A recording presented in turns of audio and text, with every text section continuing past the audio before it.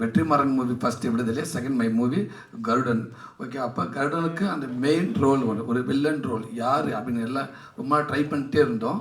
So அப்போ producer சொன்னாங்க, director discuss பண்ணிட்டு இந்த மாதிரி உன்னி சார் சொன்னாங்க, இந்த மாதிரி ஆக்டர் உன்னி சார் அவருடைய ஃபோட்டோ காட்டினாங்க. ஒன்று சார் இவர் ஐயப்பன் ஹீரோ.